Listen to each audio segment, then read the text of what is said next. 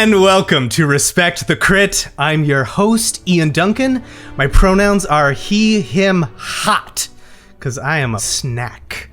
And I am joined by a few other treats that I am playing with this evening. Please welcome Xavier Trudeau-Deschênes. Hello, my name is Xavier. I play Lance Burnett, the Vault Dweller, and I'm pretty hungry. Did you not eat? Do we need to stop? No, we're good. I came prepared. What's your record snack? I have banana bread at the moment. Ooh. Oh, nice. That sounds really good.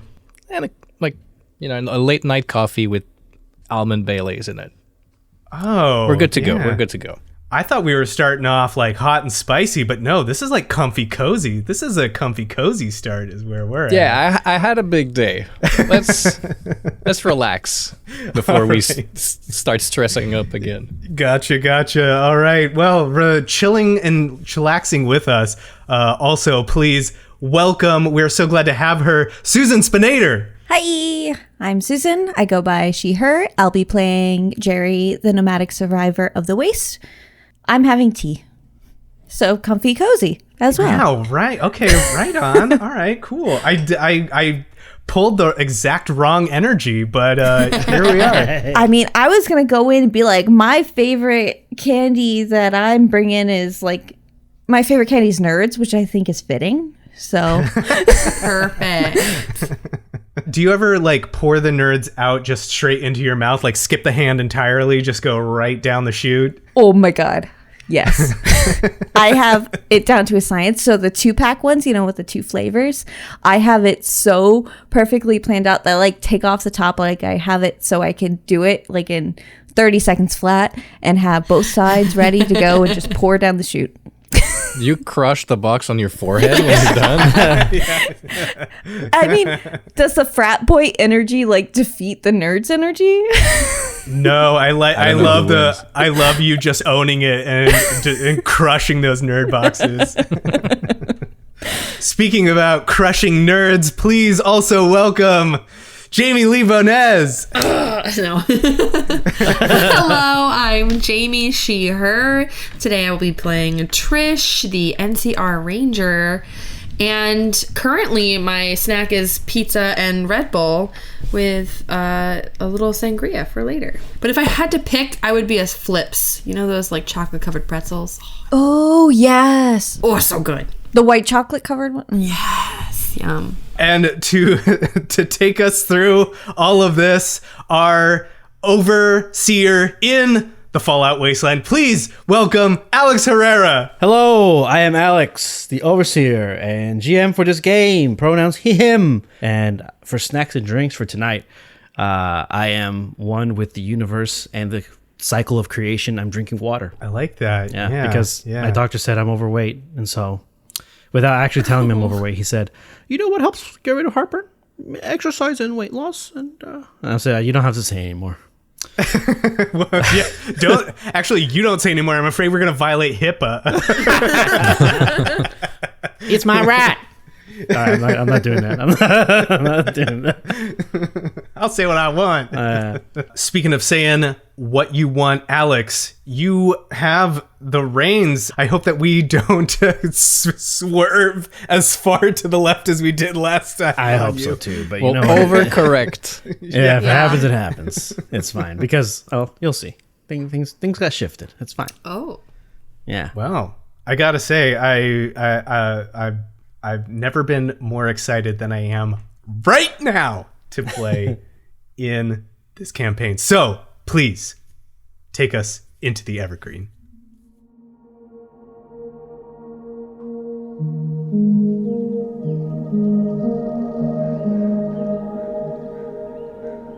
It had been a long time since Bear had been home.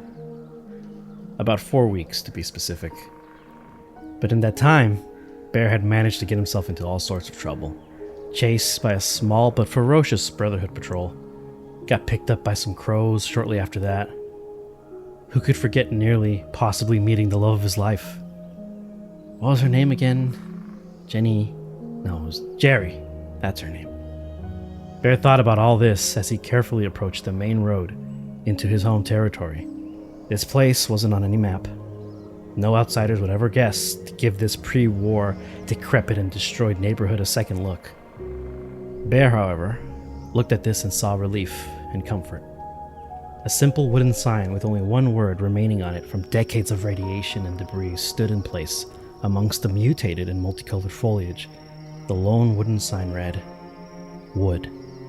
Emerging from the brush and slowly making his way to the crossroads at the entrance of the wood, Bear looked around and tried to see if he could spot the guards. There was always a guard posted on the main road, but Bear couldn't find any sign of them. An arrow struck the asphalt right under his raised left foot as it hovered an inch from taking another step. Bear reflexively put his hands up. It's Bear! It's Leon's son!"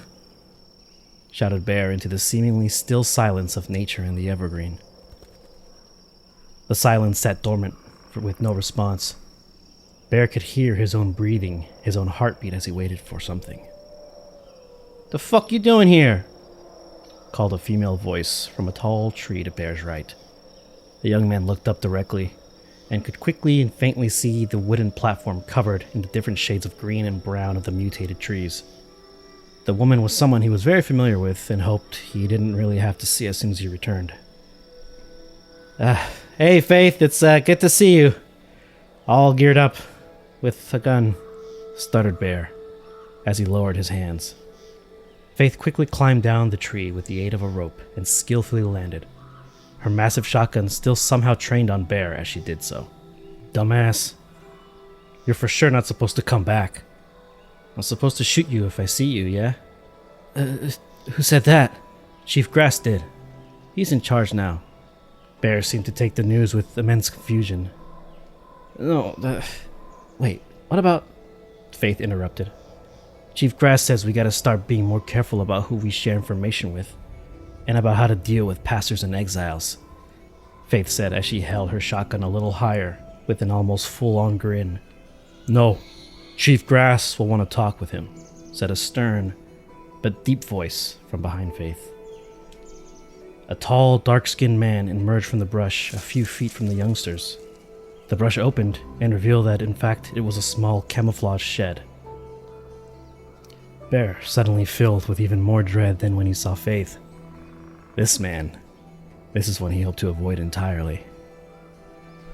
Hi, Dad. I made it back," said Bear nervously. Leon, Bear's father, stepped between Faith and Bear. He placed his hand on the raised shotgun of Faith and lowered it, while not even looking at the young woman.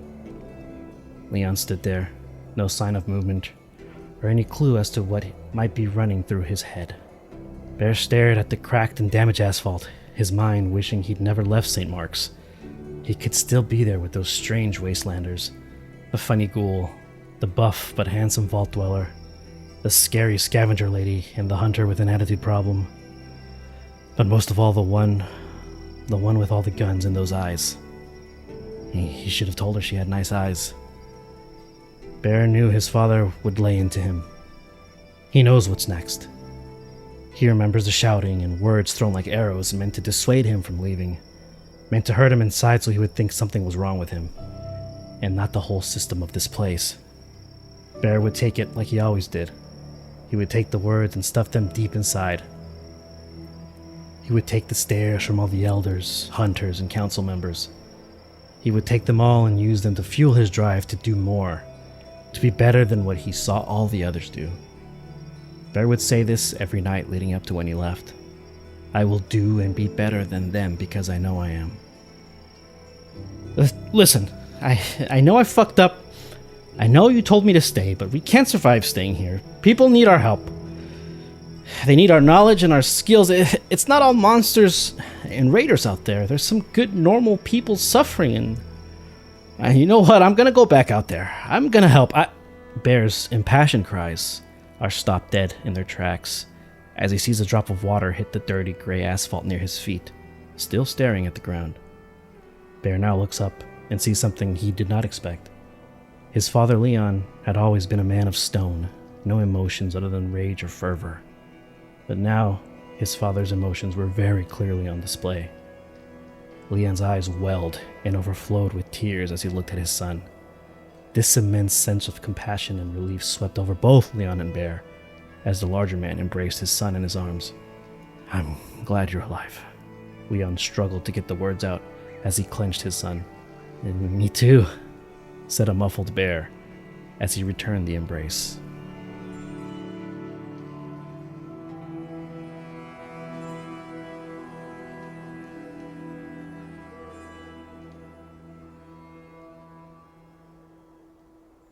Your most recent venture to try and find an alternate route north was not a complete success. The Aurora Bridge, being the only bridge that's still operable, connecting the particular section of the Evergreen to where you need to go, was a Brotherhood stronghold at one point, but is now, for lack of a better word, been abandoned because the scribes in there were killed by a Deathclaw as they tried to hide from the marching super mutants who clearly just overwhelmed the bridge itself. The Deathclaw was awoken and attacked the party, or tried to attack the party, as you did manage to get some loot, jump back on the boat, and drive away. Or boat away. I don't know what the proper verb would be for driving a boat. Drive away. Drive? Steer. Yeah. To sail. It doesn't have sails. Navigate. To boat away. Nailed it. So, are you headed back to the ruins of Ramshackle, or is there an alternate route you wish to take? Well, we're trying to go after Mark and V. We know they went into that place. We don't know what happened to them, though. Correct. Yeah, the factory. Or the power plant. The abandoned power plant, I should say. Yeah, we don't know if they're still in there. We don't know if they're alive. We don't know if they're dead. We don't know what. We know their eventual goal was Lake Holler. Holler. That's my notes. Yeah, you got it. Xavier's notes came through. Cross Lake Union went over bridge to Holler Lake. There you go, Holler Lake. Well, I guess that's the question is, do we want to risk searching this power plant to see if there's any signs of them, or do we want to see if we can just make it to where we know they were trying to go? And if they don't show up, then I guess we come back to reclaim their bodies. Yeah, not necessarily being in character, but yeah. Last time I was dissuaded to use the tunnel because of the big monster. I was like, nope. But now that I had time to think, I think the tunnel's the best bet. We skip the power plant. We don't stop at the opening that's there. We get to the destination. If they're not there, we track back and try to meet them on the way. You might even, when you get there, you might even, if they're not there, find a clue to where they are. Yeah. Because you know that they were there, at least. Mm-hmm. Mm-hmm. Yeah. I don't think we should be peeking our heads in the factory right now, given that there's probably still some super mutants in there, I think. Yeah. If you guys are discussing, even though I know this is out of character, let's say that you guys are on the boat. This discussion is occurring in a more intricate manner, with the characters. Jake would interrupt you to tell you that Ramshackle itself, the settlement, was able to succeed because there is a large barrier of debris around the settlement, covering it from the north, and the factory is a large part of that barrier. They would use the factory main gate on the back, I called it the lift gate, as the entrance to Ramshackle itself. And then the front lobby door is the main entrance as well, which kind of hollowed out, which is where some caravans from the north would come through. Oh, okay. So the factory was actually a part of, or the power plant was actually a part of the power plant was a part of the gate. Yeah, but there were some in there. He told you specifically there were some who basically used it as when they marched through Ramshackle, they took over that particular part first after they laid waste to most of the settlement. Well, Sonny, so listening to all of this, I assume we're discussing this about what the best place to go is. Sonny would address Jake and be like, how far do these tunnels go underneath the power plant? Could we get past the power plant underneath them? Yeah, of course. I mean, it took me all the way to the WPF where the other lady was. All right, yeah, you mentioned that. Your friend, your special friend, the WPF. How close is that to Holler Lake? I don't know. It's a little bit further north. It can't be more than a day, maybe less. What do you think? If time is of the essence, the straighter the line we take, the fewer detours we take, the better it's gonna be. We're just gonna have to outrun whatever is in those tunnels, though. Is that even possible? I didn't see it, but didn't it take out half a dozen or more super mutants? How are we going to be able to handle this giant tentacled monster? Is that how you guys described it? Yeah, you nailed it. Yep, that's Cthulhu times 10, I think. Oh, Cthulhu? crossing the stream. Oh. Yeah, well, as you say that, speaking of crossing the streams, Lance looks down at the energy weapon he picked up and is like, well, we're bringing a few new tools. Or one. We're bringing a new tool. That was actually pretty good pick, Lance. I gotta say, we can use this, and I can flip this. I can sell this. At the end of this, we make a ton of caps. It's all yours. Yeah, you do what you want. If I make it out alive of this, you take the gun. Well, you took the risk. I mean, there's got to be some, share, I guess, or something. We'll talk about we'll talk about payment later. That's gauche. What I really need from you is to not be such a big damn hero all the time. You're too beautiful to die. Way too smart. Way too useful. Stop throwing it yourself at super mutants and death claws. Please, Lance, I'm begging you. I'll try. It just comes so naturally to me, Jake is in awe watching you guys talk. He's just like looking around. So, Jake, do you think you can lead us underneath the power plant to WPH? WPF. It's a Woodland Protection Force. It's the name of the settlement. That's what they call themselves. They're like, they're kind of like, masters of the woods, because there used to be like there's a zoo. There used to be a zoo there. Zoos where you keep a lot of animals. And he looks at Lance. You know about zoos, right? Yeah, for sure. We're like prisons for animals. Something like that. I recall. Yeah, and after the bombs and the Great War, the plants went wild in the zoo, and so did the animals, and it basically grew out of hand. And these guys were the first to set up a base in that zone, a small settlement, and they make sure everyone's who's in that area is safe. Not only from animals, but also, the Huskies, those raiders, were running around snatching people up in bags and making them compete against each other in this thing called Combat Fun Night or something. I forget, but you don't want to be there. It's not fun. Let's put it that way. Doesn't sound like it. Is everybody okay going through the tunnel? Not really, but Right. If that's going to be the quickest way to get us to where we need to go, I think it's probably the best option. Oh yeah, we're gonna have to be quiet, I think. Yeah. Because Yeah. there's still that thing in there. That's what Stealthy. Jerry was So who's talking driving? about. I forget who's driving this boat. Jerry. Captain Gerry. Oh, well, it suits you. Say, Skipper, I need you to give me perception piloting, please. DC of 1. that is difficulty 9. 2 dice and roll it. So that's 3 successes, I assume? Yes. Okay, so that's an extra 2 action points. Congratulations on actually getting some action points. Gerry boats the boat. She pilots the boat. Drives the boat, I would say effortlessly at this point. And I mean, that roll makes it effortless. Steering with the heading of returning to the docks of the settlement that was once Ramshackle.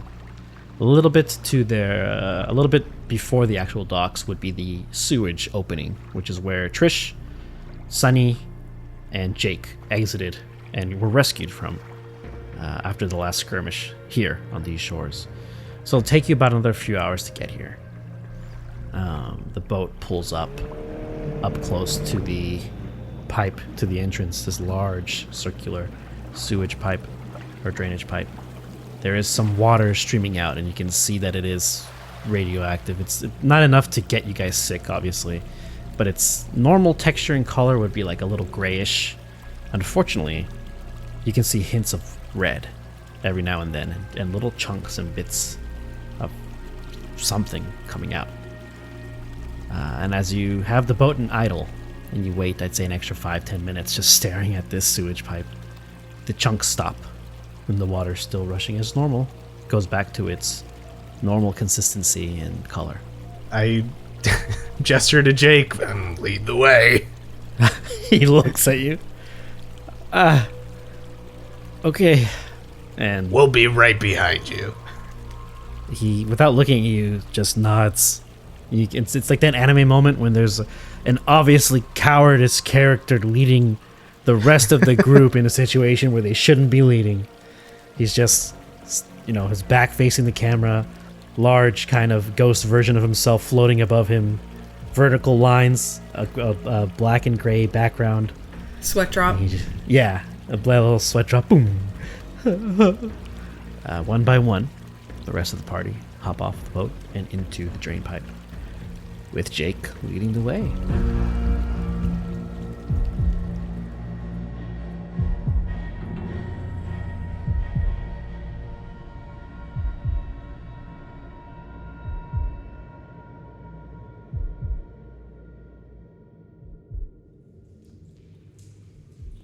Xavier, do you want to roll with the laser rifle? I might not have the best skill with it. Energy weapons. Perception. I don't think any of you I have a energy 5. weapons. Yeah. My total is 5. I have 1 rank in energy weapons. I have 3 ranks I in have energy 3. weapon. It's not a lot, yeah.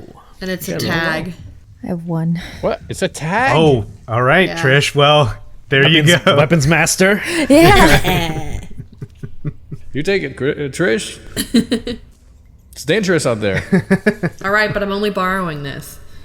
Yeah, we got to make some caps off of that. Yeah, it belongs to Sunny. It's his property. I like to think that Trish, like, as soon as Lance is like, hey, this is what I found, Trish, like, immediately starts, like, disassembling it to make sure all the pieces still work and, like, puts it back together again. And we're like, like, that moment of, like, whoa. Yeah, looks good. Easy enough, yeah. This is like, to Trish, Trish looking at this weapon, it's pretty good. Not too banged up. It's got some newer parts on it, obviously Brotherhood make and model for some of them. So you haven't seen energy weapon look this good in a long time. Not outside of the hub where originally, or like NCR territory, I should say, not the hub specific, but NCR territory in general. Okay. Yeah. Well, if you're planning on selling it, you'll probably get a pretty good price. This is in great shape. Oh, I always get a good price. Don't you worry about that. I bet. This conversation's happening as you're walking through the tunnels. Jake turns around. Hey, I know it's a lot to ask, but can you guys, like, not joke around when we're in tunnels with killer monsters? Yeah, sorry. Just getting excited about the prospect. Sorry. Okay. Just be quiet and follow me, please. Not trying to tell you to shut up or anything. I would never say that. I didn't just say that. Never mind. I'm gonna. And he turns around. I follow him quietly. Okay. Numerous blood spatters can be seen across the wall, on the floor. Some super mutants look like they tried to run into the tunnels. So it means there were more that you didn't see just get absolutely mauled by this thing. And at one point, I'd say the most observant, probably being Trish or Gerry. I don't know which one. Maybe even both. You look down on the left, to the left side as you walk in these tunnels, and there is the bottom part of a super mutant jaw just sitting on the side. Not in the stream, but like off on the side edge of this sewage tunnel. Jake continues to take this route with you. the same route he normally takes to reach his WPF area, or his WPF contact. You're going to come up to this large cylindrical room as the sound of rushing water catches your guys' ears. A large amount of rushing water, almost like a waterfall in a sense. And as you get to this opening that leads you into this large circular chamber, Jake stops. Oh, well, that's not good. And he's looking up and to the right. And I would say either Lance or Sunny are the next two, I believe, behind him. Yeah, yeah. Sure. So you both kind of peek your heads where he is, kind of Scooby-Doo style, and look. You see within this large cylindrical chamber, there's water rushing from a large opening on the ceiling, probably about 60 to 75 feet up, because you guys have you've been going a little lower in these tunnels. Sunny, the water as it's splashing and falling at a high rate and velocity is radioactive, and you can feel yourself feeling a little healthier. Lance, your Pit Boy Geiger counter it's jumping. Whoa. Stop. Walk back. You hear this? Jake looks. Yeah, what is that? Yeah, radioactive water. Step the fuck back. And he points on the side where he looked up, there's this set of steps, like a maintenance stairwell, that hugs the wall and is underneath the water, so it's not touching the water. The water's cascading over it. We have to go that way. Is it always like this? No, there's normally no water rushing from the ceiling. This is, something must have happened up there. Lance kind of looks at Sunny. What? Like Why are you, This is an uncomfortable question, but, Oh, I love uncomfortable questions. would you be okay walking through a rushing torrent of radioactive water and see if you could shut off a valve or something? Or is this not an appropriate question? I mean, I can go through water. I don't want to get my suit wet. So, I'm gonna have to disrobe. Is everyone okay with that? We gotta do what we gotta do. Trish looks away and leaves the conversation. I'll hold your clothes, Sonny. Yeah, I can go through. Sure, why not? So you don't. But it's water up, isn't, right? Yeah, like it's up. Yeah. So a few things. One, the water isn't touching the stairs; it's cascading over it. So there's like a gap of about 6 feet from the water to the wall. So the steps are wet, but there's no water splashing onto the side. So you don't necessarily have to get naked if you don't want to. But I feel like Sunny does. I feel like Sunny does. I want to get naked. He said it. You gotta commit now. Yeah. What if he slips? If there is a valve, it's not going to be accessible unless you go past. Well, Jake would tell you. He would tell you first. As this question comes up, the valve's probably up there, but we're not going to go that high. We're going to go probably, I don't know, like 3 flights up and around. You think I can reach it? Is that possible? I've never climbed all the way up there or walked all the way up there. Normally, there's no water coming in here. Well, maybe I can have a look-see, see what's going on. If there's a way to shut it off, I could shut it off. Then nobody has to get radioactive. Oh, that would be great, actually. Yeah. So I could get naked. Well, I mean, I'm not telling you to do it. Never mind. Thank you for the invitation. Yeah, Sunny takes off his armor. He takes off the remaining bits of his suit. I think it got like gunked up or something. So he folds it. He's just making eye contact with Lance the whole time. Yeah. Lance is actually like he volunteered to take your clothes, so he's there. He's with you. Yeah, and he hands him over, and he's like, "All right." Oh, he does take his gun though. He does have his Magnum. Okay. So you only can carry a finite amount of bullets because you have no clothes. Right, that's true. Fills up the There's 6 a shooter. way. There's a way. Fills up the 6 shooter. He shoves it in his underwear. He is still wearing probably some like tidy whities, or no. It's got to be boxers with the hearts on them. Yeah. So just Yes. Yeah. shoves a gun in his waistband, and then I guess I gotta climb. Is that what I'm trying So to there's do? stairs. You Oh, I can just go up the stairs. Yeah, you can go up the stairs, and you can. There's a rail, but it's that part's under the water. That part's being hit by water consistently. Okay. But you have no issue with the water at all. Any tattoos, Sonny? I'm just curious. I mean, I don't think Oh. they'd be. Would they even be visible anymore?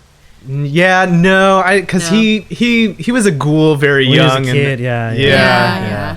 Yeah. So probably not, but that's a cool idea. If you get a tattoo now, it'll, like totally ruin you. It'll, like, Oh, but yeah, Go maybe straight through. there's like a birthmark or something. Oh, like, there you go. Just like just like got some, enhanced from the radiation or something. Yeah. Don't look at it. I'm shy. I'm a little shy about it. So yeah, I go up. I say the signal if something goes wrong is I'm screaming help. Yeah, the usual signal. Yeah. Jake nods his head. Got it. Good signal. Yeah. Yeah. And I go through the water. All right. The water. All of you watch Sonny walk up these steps. I don't think you're holding onto the railing. You don't have to. But you could if He's you an want, old. 'cause the He's an water- old man. He's holding on. Yeah. Holding on as he walks up, and you can hear the radiation just like hit him. You hear a little like, I don't know, maybe a sizzle every now and then, but it's almost as if his ghoul skin repairs itself underneath this. It's like a wound being cleaned almost, but it's just replacing more necrotic kind of like undead flesh or dead flesh, whatever you want to call it, consistently on the way up. However, Sonny, these steps have been hit with water for quite some time. Although radiation might not hurt you, they're very slippery. So I need you to give me an agility survival check, DC of 2, please, as you get about probably to the midpoint of where you need to go. Hey, if you break a hip, you might just get healed in the water. Yeah. Okay, agility survival. That's 10. I need a DC of 2. Mm-hmm. I'll take it. We've got some action points, right? You got 2 action Yeah. points. 2. Okay, I'll take 1 action point. So Whoop, whoop. I'm rolling Spent. 3 dice. Yeah. So 10 or lower. Here we go. Oh, there we go. Oh! 2 5s. So, as you're climbing, Whoa. Take it easy, old man. Take it slow. yeah, things get a little gnarly near closer to the top, and you realize that this set of stairs, now you've been walking probably 5-10 minutes, lead to some sort of facility. You can see a door, and you can see this large steel hatch that was above in the top of the roof of the cylindrical room has burst open. Not just in one spot.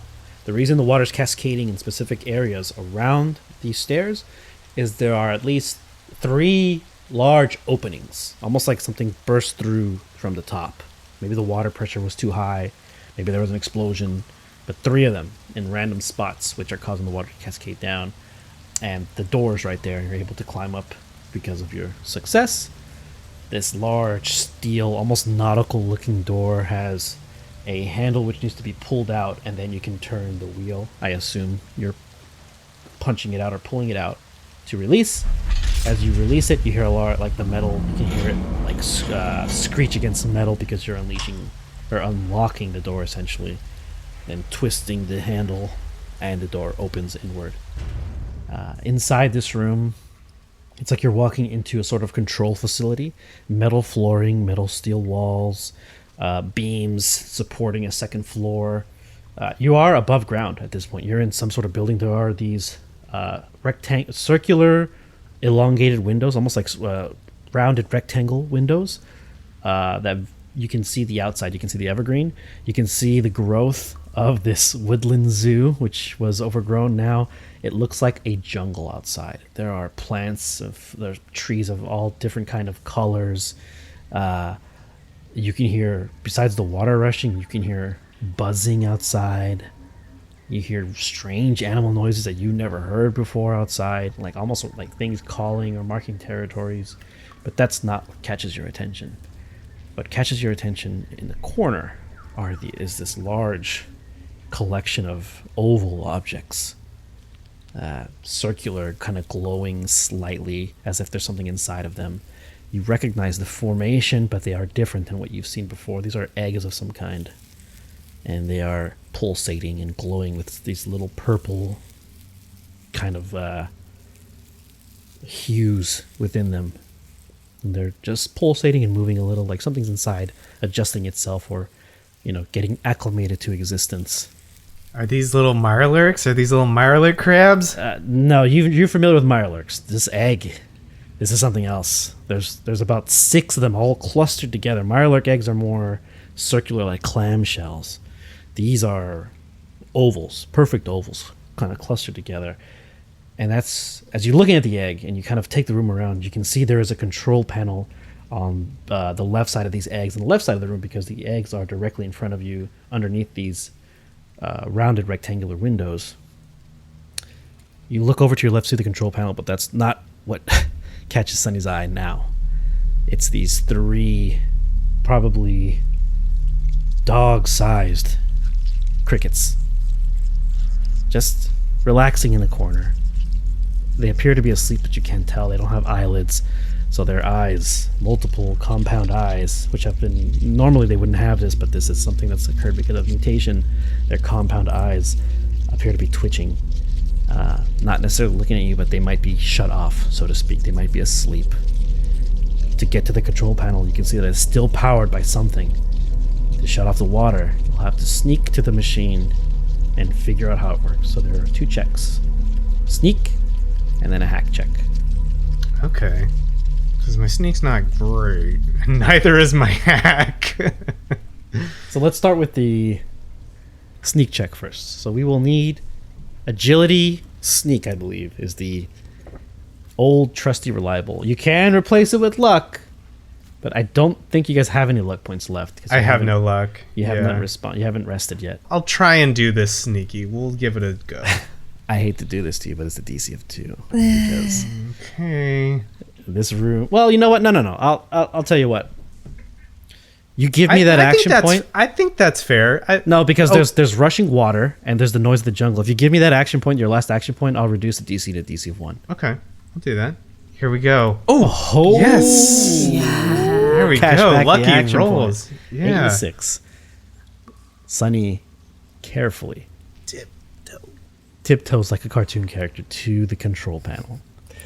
In his heart boxers. Yes. Yeah, it's a good thing I His stripped. hard boxers, gun, large, dirty, hairy magnum sticking out of his waistband of the underwear of the boxers. It almost falls out, and he just like catches it real quick, like it almost hits the ground. He's like, looks at the creatures, and they're not moving, and he's like, They're just like chirping and sleeping away, and the eggs are gestating and moving. Sunny's now at the control panel, and it might as well be another language. The buttons, the keys have long lost their indicators over years and years of radiation and use. What's even more unsettling is that there is a skeletal hand on another set of command console to the right of it, where the crickets are resting. This skeletal hand, although probably pre-war, looks like it's been chewed on by these things, as there are mandible marks, and they've been using it. Just maybe it's something to play around with. And in this skeletal hand's grip is a key, a short, stubby, fat key. And as Sunny looks at the key, then looks to his control panel, there is a little button at the very top of the control panel underneath these monitors that has a glass case that's been shattered from a long time ago, and there's a opening for that specific key to plug it in, turn it, and possibly shut down the system. You're not sure if that's what it does, but it looks like that key goes into that slot. The hand is a little bit out of your reach, so you will have to roll for it, or you can try and hack it without the key. Your choice. Sunny doesn't know hacking. That's not what he does. So yeah, he's gonna try and get that key, and then just like real gingerly like try and move that hand off the switch. Let's call it agility athletics to maintain a steady hand to grab. What are you grabbing, the key or the skeletal hand? Can you grab the hand and leave the key in it and have the hand turn the key in the It's called a Dutch rudder, my friend. Oh yeah, someone just did a Dutch rudder on me last night. Nice. Do I have to Google this? Warning. I'll give you it's a yellow. It's a yellow card. I'll give you a yellow card. Like, All right. Yeah, I'm gonna try and grab I'm trying to grab the keys out of the hand. Okay. And stick it. Then you know what? Then it's gonna be sneak agility again. DC Okay. 1. Yeah, DC 1. That's fair. I'm gonna spend this action point again. Okay. So yeah, because sneak's not that great. So gotta hit a 9, 3 on 3 dice. Here we go. Yeah. Nice, and you got it back again. Yeah. Dope. Sonny reaches over to the hand. Excuse me. Goes for the key. Pulls it from the grip of the skeletal hand, and the bony fingers do not move. They stay in place. You're able to take the key. You have the key in your hand. All right, I'm gonna stick it in the key slot and give it a turn as slowly, quietly as I can. Really hoping no alarms go off or anything like that. More water comes in. Turn the Yeah, just more water. Sonny turns the key.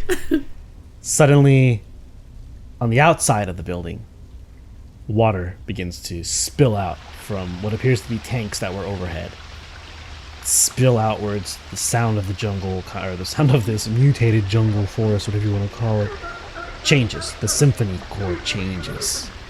What was once harmonious harps and violins, metaphorically speaking of animals and creatures out there, becomes percussions, electronic guitar riffs, and quick wind instruments, as you can the fluttering of some sort of birds, the hoofs of animals and paw falls of all these different beasts run away from the immediate area around this facility.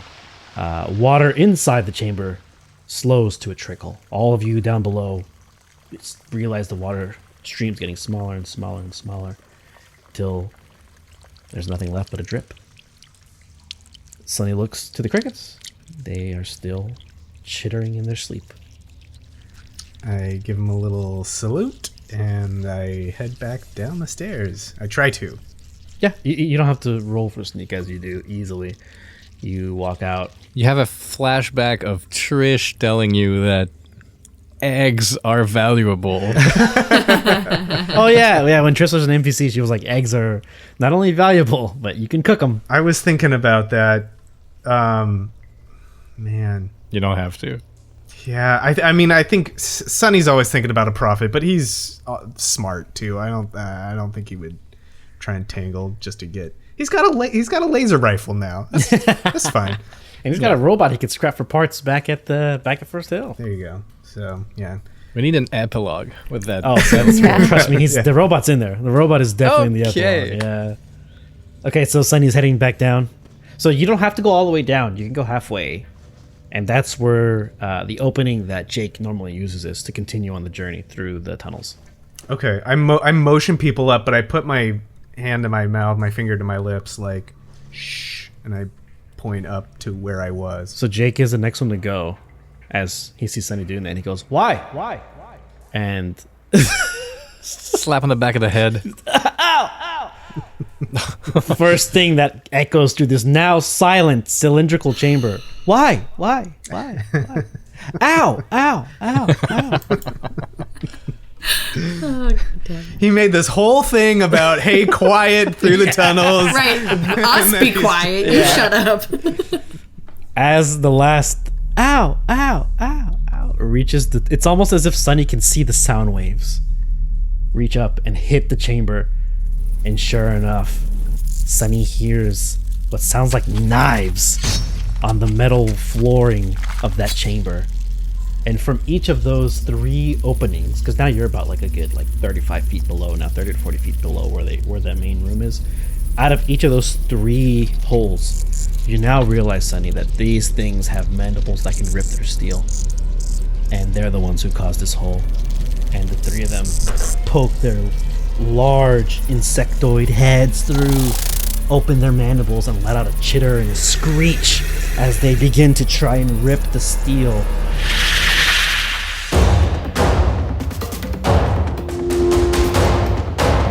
I'm going to need everyone who wants to escape this room to give me an athletics. Let's call it athletic strength, or you can call it agility strength, because you're running somehow up this. So we'll go in order. Sonny, you don't have to do this. You're already there. Can I offer some cover fire then, at least? You want to shoot at them? Yeah, just to like deter them, give some time. Yeah. I'll say you get an extra +2 to this. Gives you a little bonus.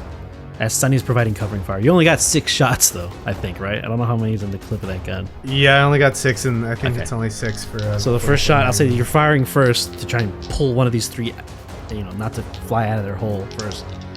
Let's go with my boy. 1 success, he makes it. He runs up the stairs. Oh shit, what have I done? He gets to you and kind of collapses into your arms because he's been running up the stairs. trying to shoot! Sorry. Pushes off of you. Lance, I think you're next, unless you want to wait behind. No, he kind of turns around and nods and like, let's get out of here. And I need to hit 10. Here we go. Okay, so you hit it. He's back. Complication master. Mr. Complication, welcome back to the game.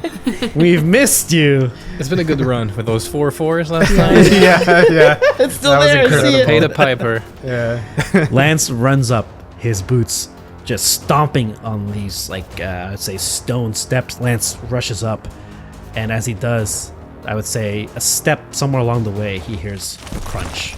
And as he finishes his stride and he looks back, I would say the immense weight that has been put on this particular staircase by Jake over the years, and now by Lance and his big beefy body running up these steps, one of these steps will break. You look back, you can't tell which one, but you hear it. You know it. You reach Sonny. Okay, he shouts, "Watch those steps, one of them's gonna break." As he yells that, the creatures chatter, they're chittering and screech more ferociously. I would say, Sonny, you've used 3 bullets at this point, and they have all left the holes, and they're going the long way now. They're going to go down the front door that's, I would say, wraps around you. It's somewhere above and across from your point of view. Gerry and or Trish, who's next? I can go. I need a 10. So Trish will run right up behind. Okay, yeah, you pass. Trish, you're able to make it. No complications, therefore the step doesn't break. Gerry. Oh. You're the last one. Oh, guys. By this point, I would say, as Trish, as you reach Sonny and you kind of nod to him, acknowledging that, good job, you both turn and you see from the front, up and across from you, that front door, the 3 of these large crickets, for lack of a better word, have all stuffed into the doorway and are racing to get to you, almost as if they haven't eaten something this delicious in a long time and they don't want to let it go. Gerry, you're up. I have a 0 in athletics, so 7. We have an action point. You have 1 action Yeah. point. Take the action. Okay, I'll take the action point. All right. Okay.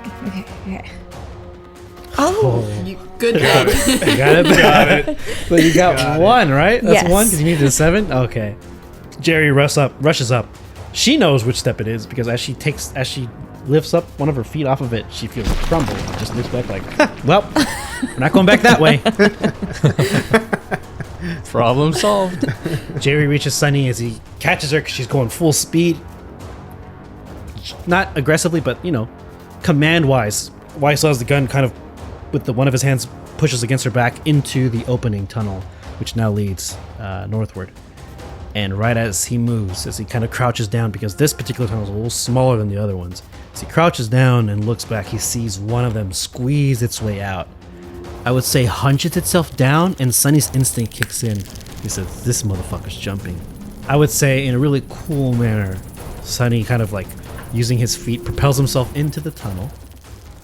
This thing launches itself at the tunnel opening, smacks against the wall, because the hole is kind of too narrow for this thing to fit in through. And as Sonny's on his ass, kind of like staring at the opening, he sees this thing trying to get in, scrambling as it's coming off of its failed jump off the wall, and slips down from how slick the stairs are. And he can hear it squealing all the way down, and then a crunch as it crashes into the floor down below. One of the more exciting things I've been naked for, gotta be honest. Jake looks back. I've never seen those before. Well, hopefully we don't see him again. Oh, I'm supposed to be in front. That's right. And he turns around. Okay, not far now. How often did you make this trip? This seems like quite a ways to go, and pretty perilous. I mean, there's normally not water or giant insects in here, and I got yelled at by my wife a lot, so I'd say, like, I don't know, 4 times a week. Jesus. He looks at Trish. Look, I know I'm a bad guy, okay? I don't need you to judge me, okay? Hey, no judgment here. He just kind of looks off into space for a second. I'm not a bad guy. I'm a good guy. I'm a good person. Turns around and continues walking through the tunnel. He's having some moral dilemmas right now. Yeah, it seems like anyone who meets you guys is always rethinking, like, am I a terrible person? What have I done? I get dressed. Yeah, important. That's really No, important. the rest of the game you have to be.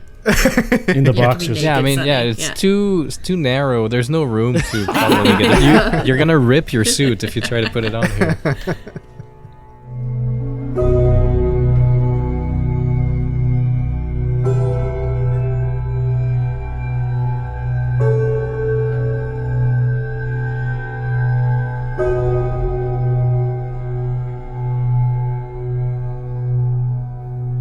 Hello, survivors, vault dwellers, and denizens of the wastes.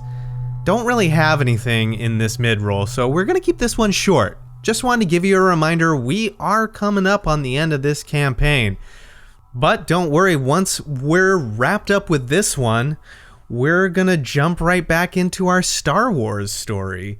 So go back and listen to those episodes to get yourself caught up with the events of our Fearless Fringers, or hey, maybe check them out for the first time and get yourself familiar with Bigax, LO, and the crew of the Way, so that when we do return to our Star Wars story, you'll be all caught up and you'll be ready to go.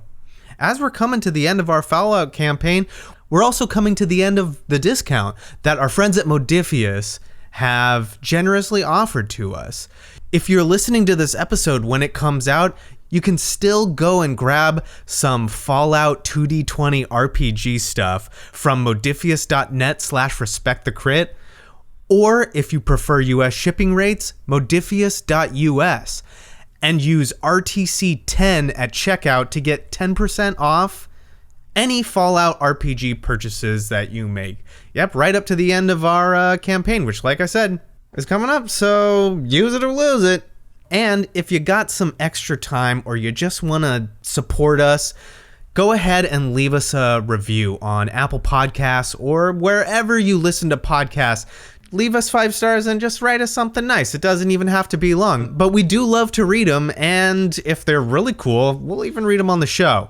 That's it. I hope you're enjoying the episode. As always, thank you so much for listening, for downloading, and for leaving us your feedback. Now, let's get back to the Evergreen.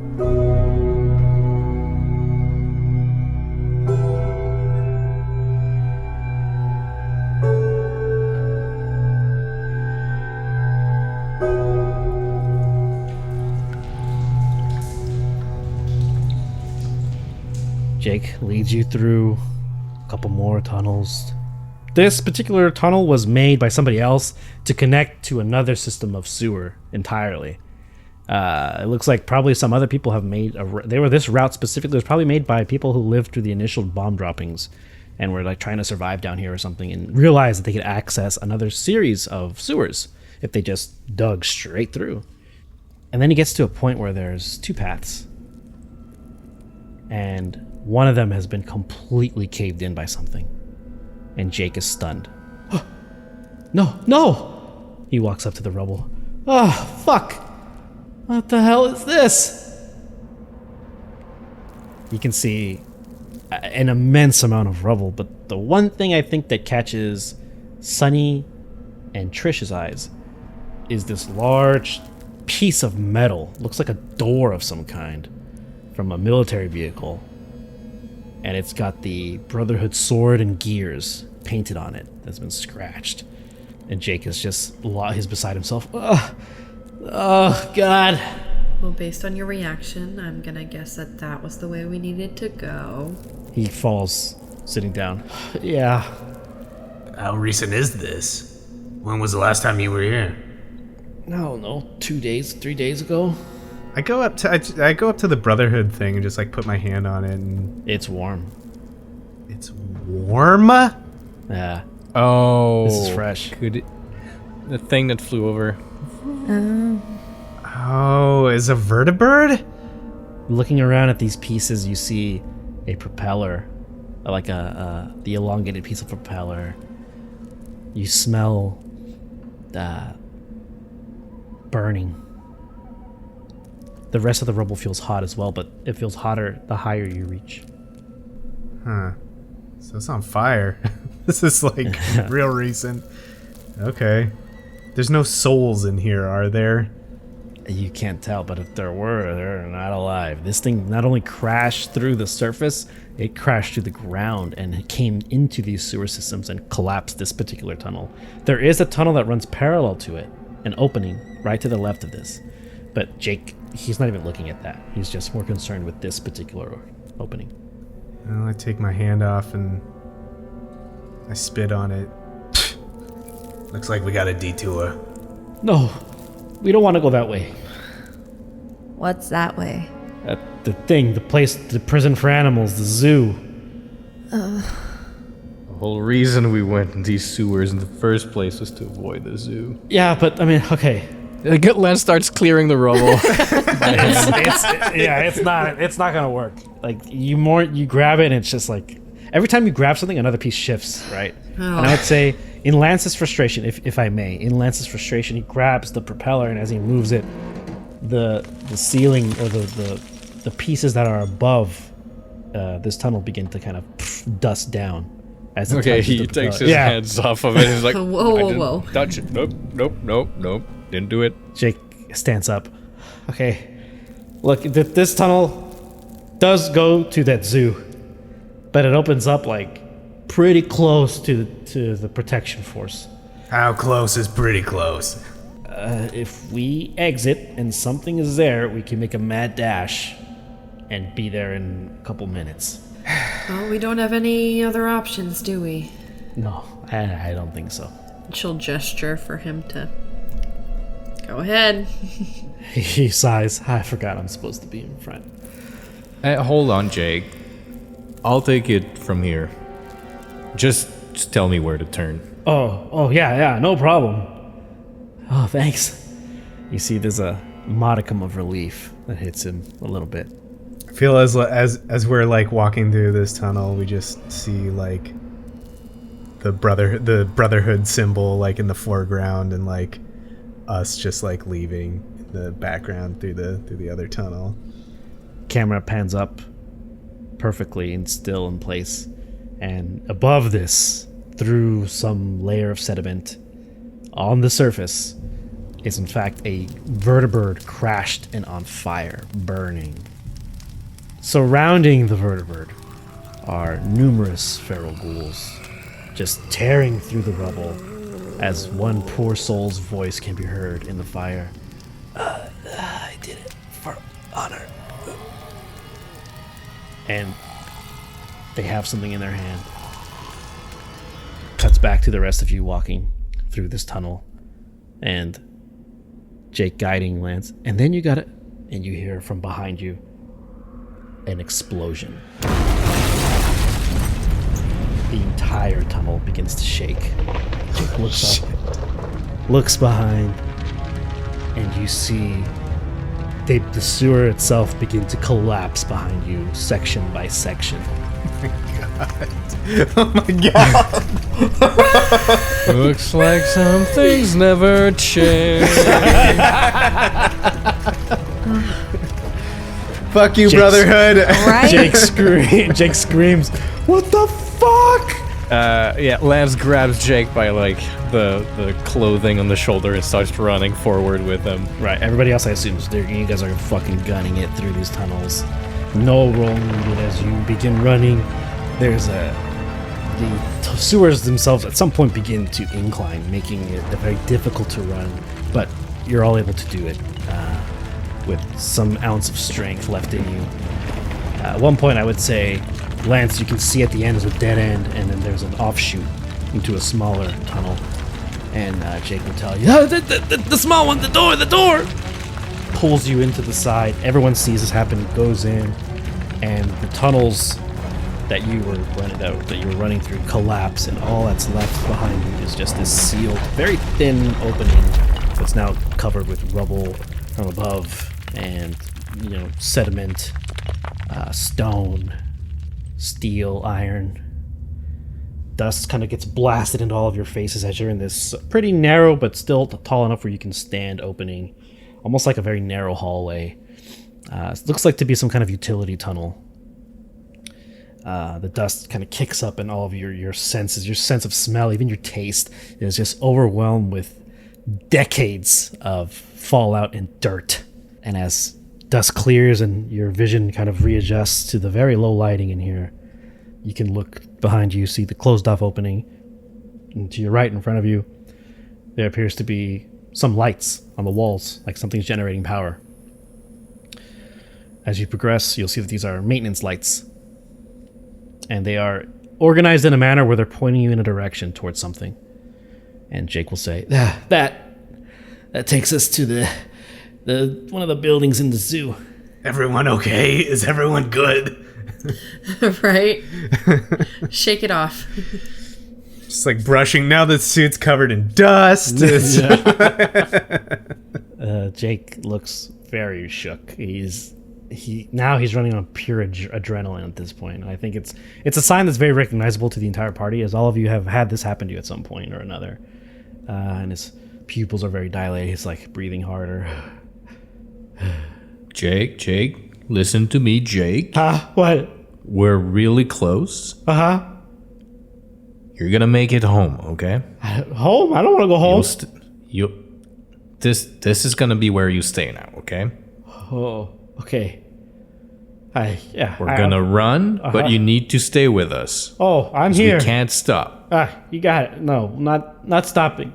And he looks back at Gerry and Trish. I'm not stopping. And then he fucking passes out. All right, fireman, carry him. Yeah. Well, at least he shut up.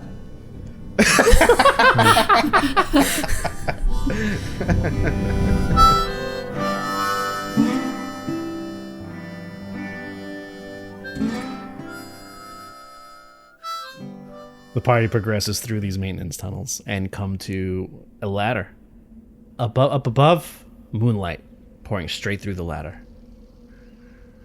The fresh smell of the radiated evergreen has never been so delicious in all of your lives. The ladder made of iron, very sturdy. As one of you, I don't know, probably Trish or Gerry, shake it on either end. Yeah, it'll hold. I'll go up first. Because I could hide and let you know if anything's waiting for us. Be careful. Gerry climbs the ladder effortlessly. Peeks her head out, I imagine slowly at first.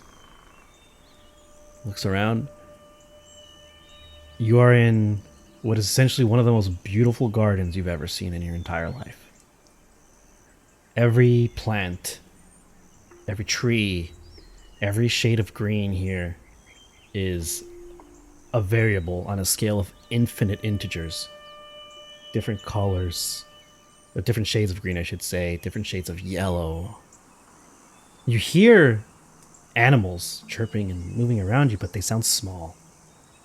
And you are immediately filled with the sense of peace and almost awe, except you're trying to survive. And that takes precedence above all else. As you emerge from the tunnel, carefully look around, you do see some small game, some little mutated rats, and they see you and they scurry away. Nothing else is in this large plaza, and as you kind of look at where the opening is, it's some sort of pre-war manhole, and behind you the ruins of a fountain, a large ruined fountain that was probably the centerpiece of this garden in this zoo. Okay, I'll make a signal to everyone down below. Like, nothing, we're good, but be quiet. Jake, what? Someone, Jake's so passed out. someone gag him. Pop on up. Okay, I assume one by one. Go you up, go up. Nothing's easier than climbing a ladder with a whole adult human on your shoulder. Well, I would say because by this point, it's been established canonically and mechanically, Lance can perform amazing physical feat of strength. I've carried you, Yeah. Sonny, in episode 1. had a very or dramatic- 2. That's carry. true. Yeah. You weren't you like buffed out on drugs? He was on drugs. That was a Oh, I meant in the engineering bay or whatever in First Hill. That's right. Yeah. Going up all those stairs. Yeah, you're right. Yeah, you're right. What's a little more dead weight? Yeah. He's lithe. He's very light. Yeah, Jake is not heavy whatsoever. I mean, he walks this trek 4 times a week. Of course he's not. Yeah, He's probably super lean. Yeah, he's got some good calves. So he disappears for like 4 days and his Right. wife doesn't like. That's fucking crazy. He's a merchant. It's the wasteland, you know. Yeah. What can I say? The party emerges easily and safely in this, which was once the Woodland Park Rose Garden. Now has transformed into something possibly, arguably more beautiful, but more wild and much more powerful than it was before. The fountain, of course, stands in ruins behind you. You guys can see the remains of like citizens who were in the garden at the times of the bombs dropping. They decided to spend their last minutes in this beautiful garden. Skeletons kind of holding hands in pre-war clothing that's been tattered and ruined. There are some on the floor, like scattered across the ground as if they were pushed by a blast of some kind. But that's not, again, what catches your attention. Behind a large pile of a destroyed statue, there's like a shadow of somebody, a figure, and I think Gerry catches it first, and it's peeking and then hides behind the rubble, as if it's afraid. Does it look humanoid? Yeah, it's got a very rough humanoid shape, and as you're looking at it, it peeks up again, hides behind the rubble once again. Gerry will look to the group and whisper, "I think I see someone." It might be an ape. Be careful. I've seen that movie before. Lance would have definitely seen some movies. I don't want to yell for them in this place. Yeah, how far? It's about Are they? 20 feet, 25 feet away from you, so kind of close, but there's a nice distance. Can we just back away from it? Well, Jake's unconscious, so you don't know which way to go. Oh shit! That is true. Can we slap him awake? Or maybe it's someone from the WPF. I'm gonna point my gun at it. You point your gun at Whatever it? might be. Okay. Yeah. The shadow peers up, sees the gun, and immediately goes back down. Are you an ape? And you all hear very weak. No. The shadow comes out from behind the rubble, stands at its full 8 feet tall, and emerges under the moonlight. This figure is made entirely of what looks like a flesh-colored substance. Standing 8 feet tall, has small indications of clothing attached to its flesh-colored exterior. One arm appears to be that of a super mutant, while the other is that of a human. It has no hair. Its eyes shimmer solid black with no iris or pupil. And it only has the faintest trace of lips and has no ears. Okay, not an ape. Trish's gun is still raised at it, right? Yes. It opens its mouth, quote unquote, and what you heard earlier, you all didn't hear with your ears. You heard it in your heads as this thing speaks in what can only be described as 6 or 7 different voices speaking all at the same time. Do not harm us. We don't intend to. If you don't harm us. It kind of shudders a little bit. I want more.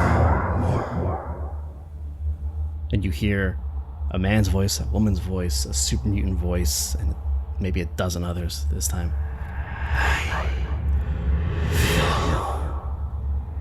Like I need to taste. We need. But we can't stop. And it's like questioning as it's asking you. It looks to Trish. And Trish, you get a massive headache.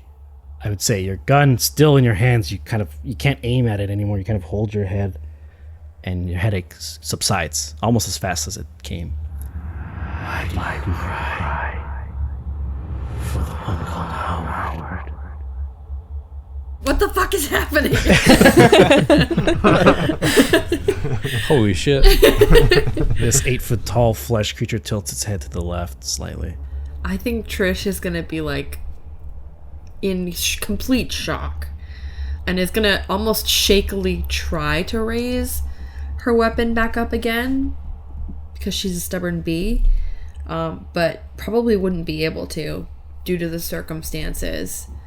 And this is probably the first time anybody's like seen, I don't want to call it fear, but unease come over Trish. She usually seems pretty together. This is what I wanted.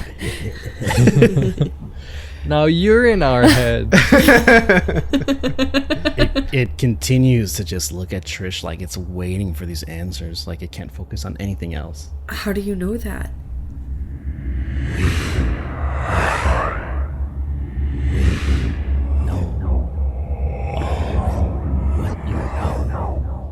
It looks this time to Gerry. Brave. You would be a fine addition. We need to take it.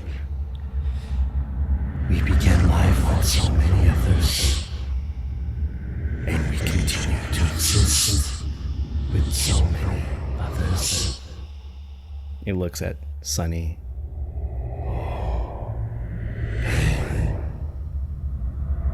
I felt this before.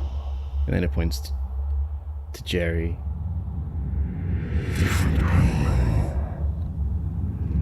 We do not know this. We only know the pain of who we were before. It shudders again. We must take. Tilts its head sideways. No. We must listen. I must hear. And it looks at Lance. And Lance gets that screeching headache for about 2-3 seconds. You are bad.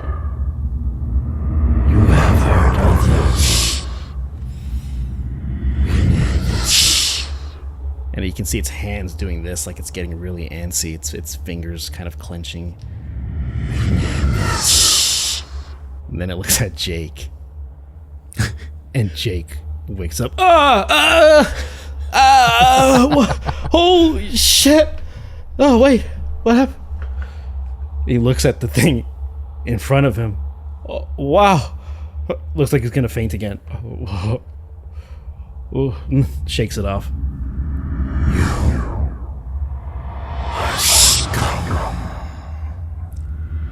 Yes, we need as well. Kind of twitches. Have decided. We will take you all. From its back, the very familiar sight of tentacles emerge, bursting out of its back, and it screeches, or at least what you think is a screech, in pain in all of your heads. It's necessary for all. They begin to slowly grow, like they're taking some time. There's flesh puddles on the ground around it. It's kind of grabbing its chest, leaning over as you see 2 tentacles kind of slowly growing out of it. You can act. You all don't have to stand there in awe and fear. You can do something if you'd like. I throw Jake at it. Jake's like, you don't know which way to go. Jerry takes the thing or the railroad rifle off her back and then goes, Jake, which fucking way do we go? Ah! He's like screaming and he points. Let's go. Even Lance takes a gun. Okay, so everyone has their guns out. Yeah. And you're running. I keep Jake on my shoulder, yeah. Yeah. He's not, yeah. Can't risk it. All right. He's my GPS. Here you go. We're not going to be a part of this gum wall. No. I told you I'd bring him. I told you. So cool, man. You That's guys real gallivanting around. Let's go to the bridge. Let's go this way. No, now I know where you're going.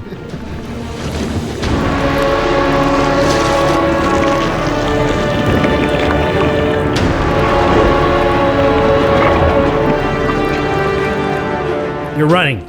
This is an athletics check. I will let you decide if it's agility, endurance, or strength, because you're going to be running for a little bit from this thing. God, okay. Let's start with Lance. Okay, DC of, let's say DC of 1. Okay, so I gotta hit 10. Roll it. Oh, damn it! Let's save that. There for we him. go. Let's save this. Sunny.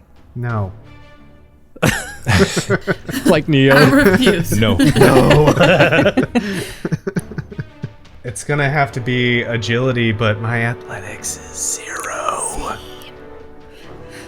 So, my target's a 7.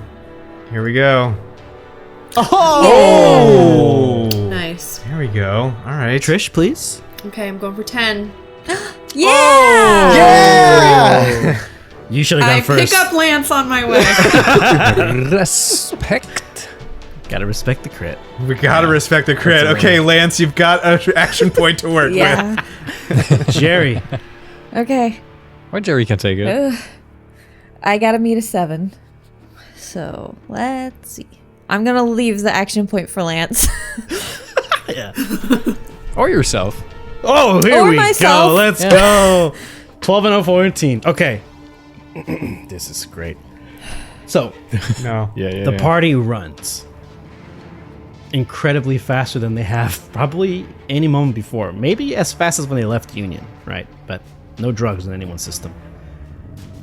Jake is on Lance's back, and you hear him go, must go faster. Just for you, Xavier, just for you. Thank you. One of the tentacles has reached maturity and wraps itself around Lance's leg, tripping him. Lance hits the ground, Jake goes flying off to the side, which in turn knocks Gerry on her ass as well. Sunny and Trish make it probably an extra 10 to 15 feet as they look behind and they see Lance on his side, kind of getting up, Gerry on her back, kind of grabbing her neck, Jake pushing himself up and looking forward. And as you both look back, you look in Jake's eyes, and he has this look of absolute terror in his face as he slowly turns his head the other way. The tentacle retracts from Lance. The second one grows to maturity and wraps itself around Jake's neck, picks him up. I would say because half of you failed, you cannot take any actions currently, but you can only watch as this thing grips Jake's neck, squeezes it. The thin little mouth opens wider and wider and wider until this creature its head becomes the most elongated oval you have physically ever seen, or can be physically capable on this realm of existence. Its mouth looks like this large oval doorway as the tentacle whips Jake, almost like a retractable cord, throws it in the last minute directly into its mouth, and slams shut just as quickly as the tentacle reaches. And you hear the largest gulp you've ever heard, and you hear muffled screams. The creature shudders. It retracts into this almost fetal position, and in all of your minds, you can hear Jake screaming through your minds. RGPS. The creature still in fetal position, shakes, shivers. Now you can take actions. What would you like to do? Front. This is like our first NPC failure. This is the first NPC with. Oh no! I need to go get him. No. It's vulnerable now, though. You can do. It's up to you what you'd like to do. He is much. There's physical signs that there's something inside of him because he's much larger now, and he's kind of in a fetal position. Lance turns around to Sunny and says, "Sorry, I just gotta do the thing." No. It's in a fetal position. Now's the time. I'm gonna try to break its head. Let's go. We're gonna have to go into initiative order. Go punch it. Let's go. But I will give you each an action because it's temporarily disabled currently. Guess we can't run from all of them. Yeah, you guys Right. have ran from too many things tonight. I don't want to fight this though. Yeah. Yeah, we could have run. We could have fought the crickets. Here we go. And had eggs. Yeah. In this bonus round, Lance, you chose to be the hero. I'll let you act first. Then I will charge it and like go basically try to have it like spit out Jake, and he'll yell, "You want to see how bad I am?" Nice. Are you targeting the stomach? His torso? I don't want to hurt Jake. Where do we shoot? You're Heimlicking him. Yeah. Oh, yeah. That's what it is. Okay. Yeah, that makes most sense. I was trying to justify which part, but yeah, Heimlicking him. All right. Yes. So I'm gonna use the action point we have. Okay. Let's go. Holy shit. It's a tag skill, so the 5 counts. Okay, that's an 8, a 5 and an 8. Those are well beneath 12. So that's what? 4 successes? Yeah, 4. You guys now have 3 action points at your disposal. Thank you, Ooh. Mr. Complication. Great. Also, Mr. Action Points tonight. Go ahead and roll the damage, please. All right. So that's 1, 2, 3, 4, 5, 6, and that's one effect. Effect is stun. I mean, 6 damage and stun. he's already disabled, so don't worry about that. Lance rushes up. The glove goes in right into the gut, and he can immediately feel the glove sink into goop as he punches. The damage is halved. If only I had a sword. Should have kept the sword. Currently, who we're going to start with? Trish. So seeing Jake get swept away and watching Lance sort of go hand to hand with this thing, Trish is going to stop fully in her tracks, dust coming up off of her ankles, and it's just going to say, "Fuck," and start to walk back into the zone that they are in, gun raised, and I suppose fire. Oh boy. And I'm aiming for the torso, but I don't need to increase difficulty because of my center mass. Damn, it feels good to be a gangster, huh? Right? It feels good. So let's see. I'm aiming for 13. That's a hit. Ooh. 7 damage. Trish raises the gun. After the dust behind her is still kind of flowing around, floating up and behind her, she reveals her weapon from her duster, aims, fires. The bullet flies clear and straight. The bullet hits it through the neck, kind of coming out of the other end. It shrieks in everyone's mind in pain, and it takes the full brunt of that 7 damage. So its weakness is bullets. Got it. Yeah. I've never heard of such a thing. Gerry, you're up. Okay. Gerry reaches for the railway rifle that slipped her grasp as she fell. She's like, "God damn it, Lance, stop being such a fucking hero." And turns around and like on one knee and like braces the rifle against her shoulder. She has 1 spike left and takes aim. All right, here we go. That's gonna be the most cinematic of all the spikes. We have action points. I mean, this still stands. This is gonna be the most cinematic one. I got one for you. As soon as I knew you were gonna use this weapon, I was like, I hope she shoots this thing with it. You launch that spike. It's still fetal position. A tentacle comes out of its back, catches the spike, uses the momentum and throws it back at you. Please roll damage. Okay. Oh fuck. That's too much damage. Too much. And that's not even all of it. Oh my That's not even all of it. That's a lot of 3s and 4s though. Yeah. Oh no. So what's the effect of the spike? Breaking. It's, It breaks piercing. armor. Breaks your armor. I think that's Oh 9. fuck. 9 total? Okay. I'll let you divvy up the 9 damage as you see fit, but one of your limbs has to take 5. Let's roll for it. 18. Well, that's right leg. Right leg. So you take the 5 full damage in the right leg. And then I'll say you take 1 in all the other places because the pain from the leg shoots to every other part of your body. You're still standing, I God. assume? I was on one knee, so it's probably the knee that was out. It goes straight through the knee. Knee! Oh, that's so bad! If only you said Ow. shin. You should have just said shin, not knee. Jerry keels over in pain. Her body has never... This is excruciating. You hear a scream. Your HP's at what now? 'Cause you 5. just took 9? Yeah, that's what I think. Yeah. Okay, you're okay. You're good. You're good. Beefy. This is Dark Souls. This is Elden Ring. You can take one more hit, maybe. Yeah. Take a sip. Sip. Sunny D. Get that Estus flask. Yeah, so the railway spike goes through her knee. Jerry lets out the shriek, the scream of pure pain. She tries to, she doesn't know what to do. Her body goes straight into, instinct mode. And she grabs the spike, tries to pull, and it's in there good. The gun is useless now, no ammo. It's at the side of her, just laying there in a limp. And she's got her hands wrapped around the railroad spike, trembling. I would say, in Jerry's mind, she hears her dad, "Hey, relax, Jerry." As your hands are trembling, gripping this railway spike sticking out of your knee. I don't think you can move right now. I'm gonna say, as a result of That's this. probably a good idea. Good assessment. Sonny, Oh my god. things are not going too well in the back line. Yeah.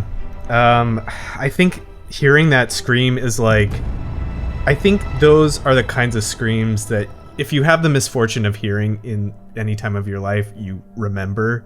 And you remember how incredibly real those screams are.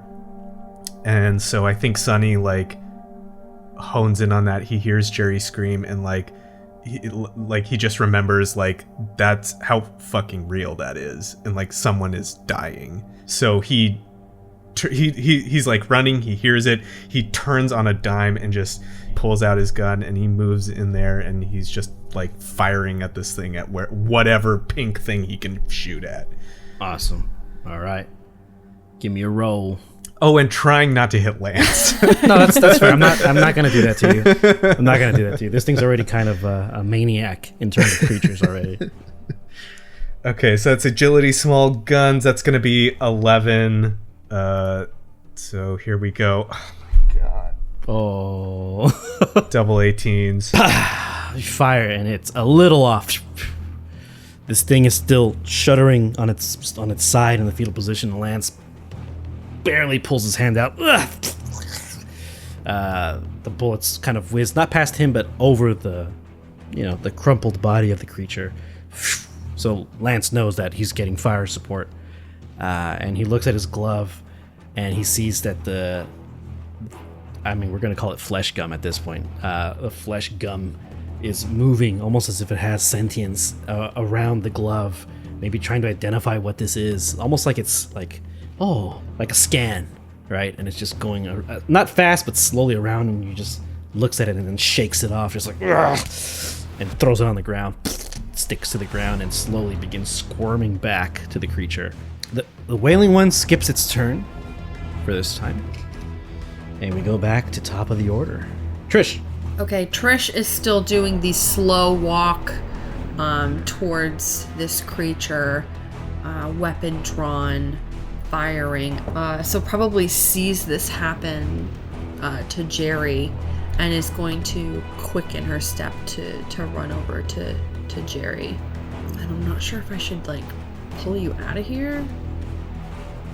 That's what instinctually I feel like I should do. I think, can I do that? Can I just scoop Gerry up? And I would say, yeah, you help her. I would say you wait. You don't wait. You use your turn giving her assistance to move, because I think the critical wound on a leg, it costs her a major action to actually move. So I would say because you're helping her, you're essentially using your action to allow Gerry to do what she normally could do when she doesn't have a spike in her leg.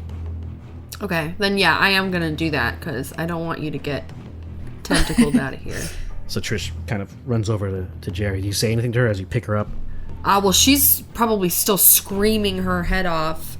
I think trying to maybe calm Gerry down, just being like, it's gonna be okay. It's gonna be okay. Try to breathe. Try to breathe. And Gerry, you do hear this, but you also hear the... Your ears are ringing. It's immense pain. But you do hear Trish's voice come through, and you control your breathing for a second, and you kind of remember your dad teaching you to shoot. All right, breath. And it just replays. That's that scenario, that clearing in the woods is replaying in Gerry's head over and over. So she tries to get a grip on the situation and herself, because she's trying not to panic. Because panic is... What is it? Fear is the mind killer. Fear is the mind killer. Yeah. Gerry, it is your turn. So I kind of wanted to take the railway spike out and shoot it back at it. I will let you do that. That can be done. Badass. Roll one damage dice to see how much damage you take from ripping this thing out of your knee. Okay. So Gerry shakily, as Trish tries to pick her up, and then Jerry's just still looking at the spike in her leg, and Gerry with shaking hands grips it, and blood is coating her hands, and she tries to rip it out. Oh, God. Two more damage. Gerry pulls it out. More blood squirts out of her knee, her I think it's her right leg. Yeah. And it's just, she can feel her heart and blood pumping through her entire body. And through all this, puts the spike in the gun, cranks it back. You can fire it if you like. So Trish is probably aiming Gerry away, like walking in the direction that they were told to go. And then Gerry just like stands up, Gerry rips it out. And then you hear it loaded in the gun, and then Gerry like turns in Trish's arms. One arm up. You have 4 action points. You have 4 action It's gonna points. have your I'm gonna DNA take- now. Do it. I'm do gonna it. take an action point. Yeah. I got Is it that with the is that 12. a hit? What did you need? 12, Yeah. right? Yeah. I am gonna take that. I'm gonna take that 19 though. Yeah, your Mrs. Complication for tonight. No, not like that. So go ahead and roll damage, please. Okay. Oh, and I have Gunslinger, which means I get an additional damage rating. So, with small guns, which I'm glad you don't have any more railway spikes for this thing. This thing has been a literal game changer. 6 damage. I would say this railway spike is aimed with malice as well as with skill. As Gerry does the quick turn and fire, the spike flies through the air as this thing slowly gets up and now is standing over you at 8 feet tall. It turns to face you, its stomach seemingly beginning to shrink, and you can hear the muffled cries of Jake. And as this thing looks over you, I'm envisioning Dreamcatcher. If you guys ever watched that movie, when the alien eats the guy who's riding the ski bike with. Yeah. This thing is towering over Lance, and as it begins to open its mouth, Lance hears in his mind in a multitude of voices coalescing over each other, almost trying to reach to get into his mind first.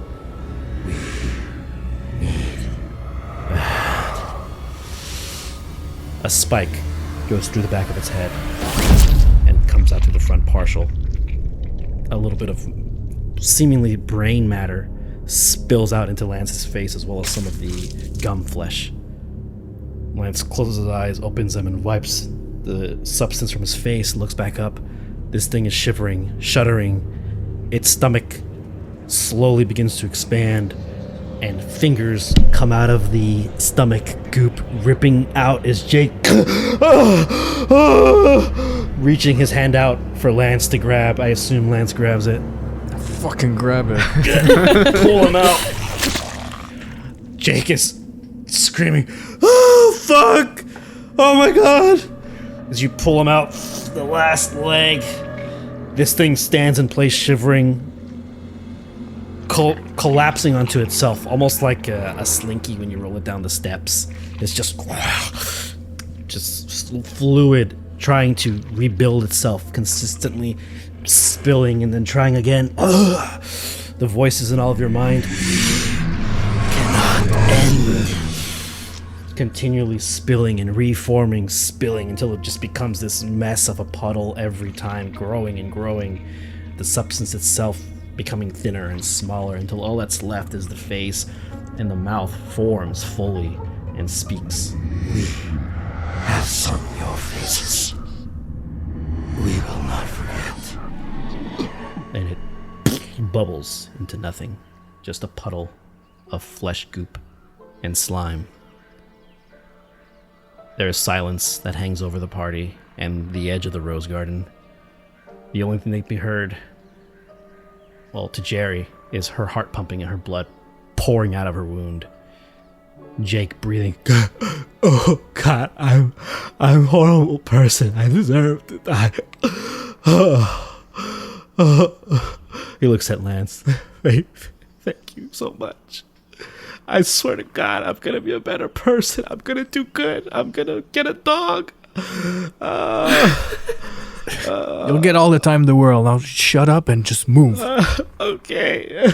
Gets up. Gerry is still in Trish's arms at this point. And Trish, you being an NCR Ranger, a survivor of combat, you look at her, she's not going to make it if you don't get that thing wrapped up immediately. Okay, then I'm gonna place her down and try to administer whatever first aid that I can. I don't want to do this to the party, but I was going to say probably that was all adrenaline, and she took like 90% of her health. Can Gerry pass out? I think that fine, makes sense at this point. Yeah. Literally, after you fire, see that this thing dies, just like, heh. Yeah, right into Trish's arms. Yeah, the gun drops. Yeah, let's do that. So the gun drops, and Trish realizes Gerry's passed out, and she's losing blood quickly. Lance, you're not even carrying, you're picking up Jake, and you're walking over to the group, and you see Gerry drop the gun and collapse. I heard the scream. Yeah, I know. I'm acutely aware. Okay. She's been hurt. We can say Lance and Sunny are both over there. They made it to the group. Okay, in time. perfect. For sure. So if any one of them want to assist you, Perfect. I will let them do it. Yeah, I will assist you. So go ahead, Lance. Go ahead and make the assist check, please. Intelligence medicine. That's gonna be 14. Oh, you should be doing this then. I mean, yeah, but I was Can far I away. assist? So He's too far. Yeah, he was too far. I was too far. Okay. Like Alex be like, do this and this. I like the difference of like Lance doing like actual medical procedures and like Trish doing like triage. Yeah. Like this is battle dressing, you know. Yeah. Yeah, First aid. You know. absolutely. I'm putting a tourniquet on this sucker. Oh, Okay. Baby, that's a Nice. crit. Nice. Respect that crit. thank you. And you are tagged, I assume? Thank you, Lance. Yeah, I am tagged. All right, so Trish, you have an extra D20, so go ahead, and you have 4 action points in the reserve, by the way. Use them. I'm gonna use one. Okay. I need a 6. Yes. Nice. Ooh, that was Crit. close. So one though. again. Counts as 2 successes. Nice. Oh, 2 crits in a row.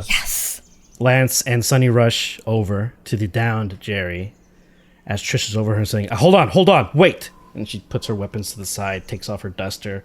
I would say rips off a piece of the duster. yeah. And asks Lance for any kind of cleaning supplies or anything. And Lance just goes through his medical kit. Yeah, he's your assistant. Yeah. Yeah. He's like, you're like Scabble, and he like gives you the stuff. Clean the rag, and then he kind of stops your hand. But before putting the rag on, he goes, wait. Gets out like, I would say he's had this slight little roll of gauze left. Like, this is emergency. Like, this is like real deep emergencies. And he hands it to you. The gauze is essentially gone at this point, and you're able to wrap it around Gerry's leg, and the bleeding has stopped. Sunny, you're there as well with Jake. You're both watching, and Jake is like crying. Oh, we made it. He looks at Sunny and kind of hugs him. We fucking made it. Not yet, we haven't. Oh, yeah, we have to get there. And he looks forward to the direction where you were running, and then you hear boots marching through kind of shrubbery. 3 men emerge wearing leather armor, kind of like with the I call it like cowls almost, like where they're covering their mouths and some of their head. They're wielding crossbows. One of them has a 10mm pistol, and he looks at everyone and takes off the hood.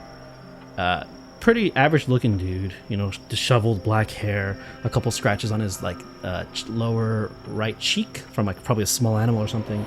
Jake? Oh. He points. This is a guard. He's from WPF.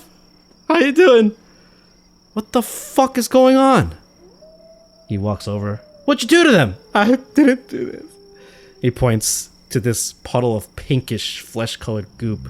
You gotta burn this. Flamethrowers, Molotov cocktails, a small nuke, anything. No, not a nuke. It's probably no good for it. Never mind. Just burn this thing to the ground. Oh, yeah, sure, buddy. Yeah, okay. Hey, torch it. Do you have anything? One of them kind of nods. Yeah.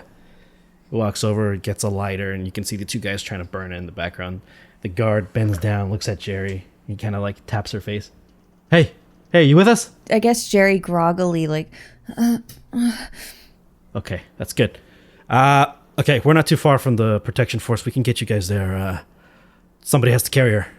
And he looks at Lance. I mean, you seem like the most able. And he looks at Trish. No offense, ma'am. She takes a little offense. Yeah.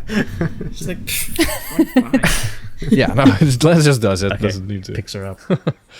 I was just gonna say, as you're picking Gerry up, don't forget my gun. Because it's on the ground next to her. It's on the ground, yeah. yeah, there you go. Sonny picks up her gun and he takes off his jacket and he puts it over her while she's in Lance's arms. She's like, I got it, don't worry. The guard kind of calls back, hey, hurry up. The two guys are fumbling with the lighter. He's like, 1 second. Walks over, takes out cloth, pulls out a bottle from his bag. It seems to have some kind of liquid in it. Lights it on fire. And says, move. Two guys go back. He walks back a few steps, tosses it. Perfect aim. The pink goo goes up in flames. And as it's in flames, these tiny hands reach out, screaming in agony. He's looking at it. What the fuck? It's dozens of tiny hands, and then one large super mutant hand come out.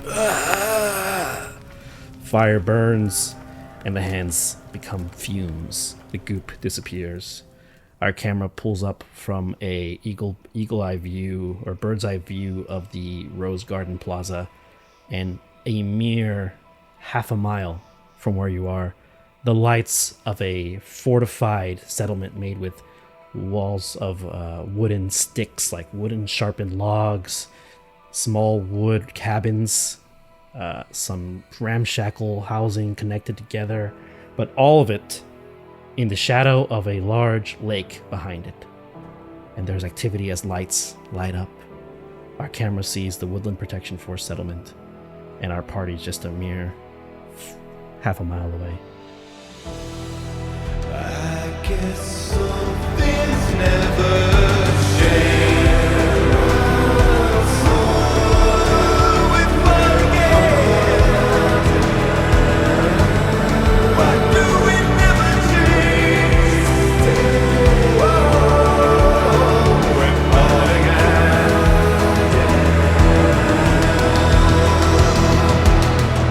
Thank you for listening to this week's episode of Respect the Crit's Wasteland Adventure, Fallout Evergreen. If you like what you heard, please consider supporting us by giving us a 5-star rating and review on Apple Podcasts, or whatever platform you use to listen. It's easy, free, helps other people learn about the show, and we love to read your feedback. For more information about the show, visit @RespectTheCrit on Twitter, Instagram, and Facebook, or come chat with us in our official Discord server. Gerry is played by Susan Spenader, who you can find on Instagram @SuzLalouz. Lance Burnett is played by Xavier Trudeau-Deschênes, who can be found on Twitter @XavierTD. Trish is played by Jamie Lee-Bonés, who you can find on Instagram @JamieLee.Bones. Sonny Takase is played by me, your host, Ian Duncan, and you can find me on Twitter and Instagram @IDunks. Our guest GM for this game is Alex Herrera, who you can find on Twitter @AE Herrera or on his Twitch channel, WadeWolf10.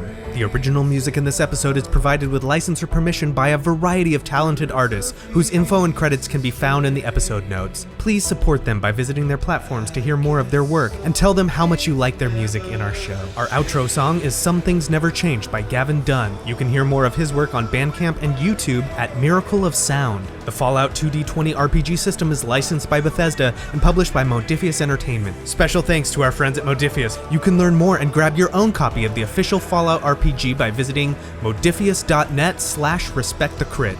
Special thanks to the team at Fallout Cascadia for use of their music.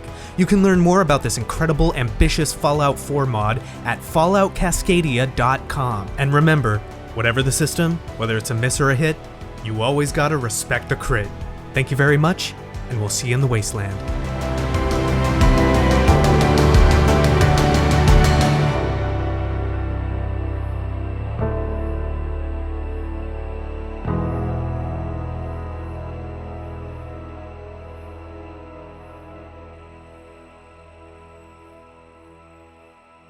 Oh, Ian froze. Ian! We lost Ian. It's a good face to be stuck on. Bum, bum, bum. Jamie, you're in charge now. You were the All right. first one. And finally, we have our game master, Alex Herrera. I can't do it. Wait. Hello. You should have rolled the R's. You should have rolled them. I You should have can't. gone for I it. cannot. Herrera. Alex You Herrera. started it. You did it. It sounds like I feel like it's phlegmy when I do it. Herrera. I didn't ask you for extra flair there. Herrera. That's the only how way we I say can it roll here. the R. Alex Herrera.